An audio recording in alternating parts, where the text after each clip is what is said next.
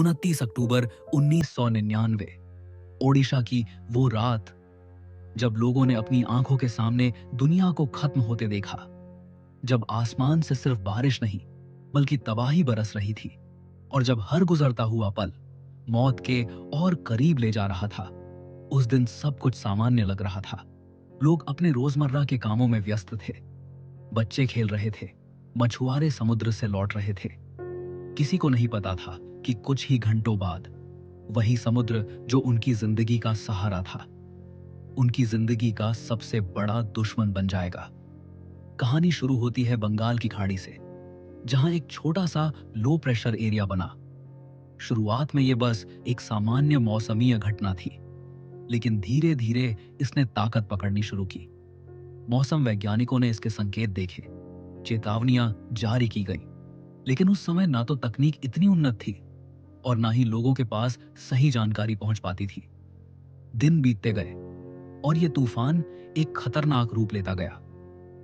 27 अक्टूबर तक यह एक शक्तिशाली चक्रवात बन चुका था और फिर 28 अक्टूबर को यह सुपर साइक्लोन में बदल गया, जिसकी हवाओं की रफ्तार 260 से 300 किलोमीटर प्रति घंटे तक पहुंच चुकी थी।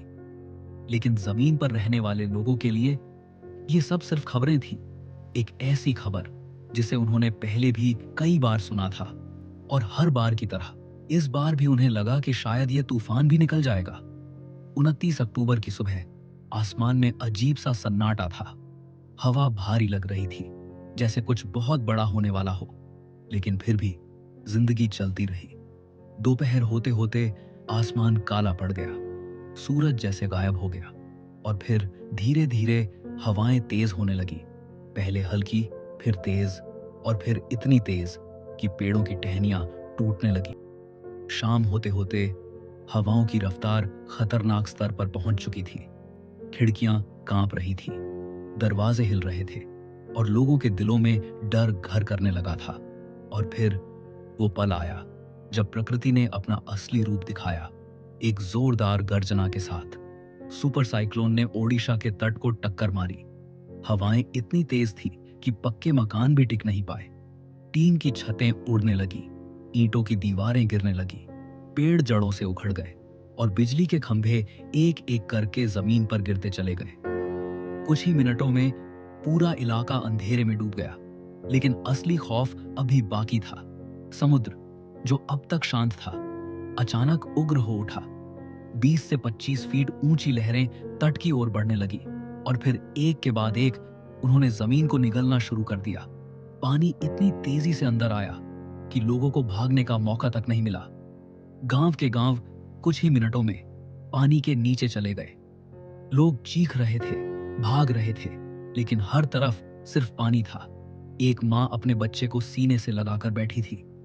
वो उसे बचाना चाहती थी, लेकिन एक तेज लहर आई और दोनों को अलग कर गई। एक बुजुर्ग अपने घर के कोने में बैठा था।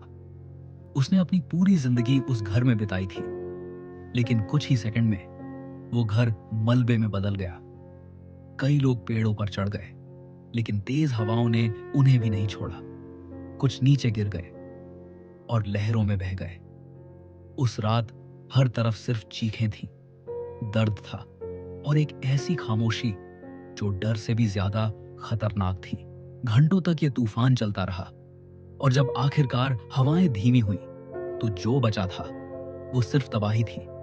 सुबह की पहली किरण के साथ लोगों ने अपनी आंखें खोली और जो देखा वो किसी डरावने सपने से कम नहीं था। जहां कभी घर हुआ करते थे, वहां अब सिर्फ मलबा था। सड़कें गायब थीं, खेत बर्बाद हो चुके थे और हर तरफ लाशें पड़ी थीं। कुछ लोग अपने परिवार वालों को ढूंढ रहे थे, लेकिन उन्हें सिर्फ खामोशी मिल रही थी। कुछ बच्चे अपने माँ बाप को पुकार रहे थे, लेकिन जवाब देने वाला कोई नहीं था। जीवित बचे लोग अब एक नई लड़ाई लड़ रहे थे। खाने के लिए कुछ नहीं था, पीने के लिए साफ पानी नहीं था। हर तरफ गंदगी थी, सड़ांध थी और बीमारियों का खतरा बढ़ रहा था। सबसे बड़ी समस्या थी मदद का ना पहुंच पाना। सड़कें टूट चुकी थीं, पुल बह चुके थे और संचार के सारे साधन बंद हो चुके थे। ओडिशा का एक बड़ा हिस्सा पूरी तरह दुनिया से कट चुका था। जब भारतीय सेना और राहत टीमें वहां पहुंची तो उन्होंने जो देखा वो उनके लिए भी झकझोर देने वाला था। हर तरफ दर्द था, हर तरफ बेबसी थी। राहत कार्य शुरू हुआ, लोगों को सुरक्षित जगहों पर ले जाया गया, खाने और पानी का इंतजाम किया गया। लेकिन हजारों जिंदगियां पहले ही खत्म हो चुकी थी। आधिकारिक आंकड़ों के अनुसार इस सुपर साइक्लोन में 10,000 से ज्यादा लोगों की मौत हुई, लेकिन असली संख्या शायद इससे भी ज्यादा थी। लाखों लोग बेघर हो गए, उनकी पूरी जिंदगी एक रात में खत्म हो गई। कई गांव ऐसे थे जो पूरी तरह नक्शे से मिट गए, जिनका कोई नामो निशान तक नहीं बचा। लेकिन इस तबाही के बीच कुछ कहानियां ऐसी भी थीं जो इंसानियत की मिसाल बन गई।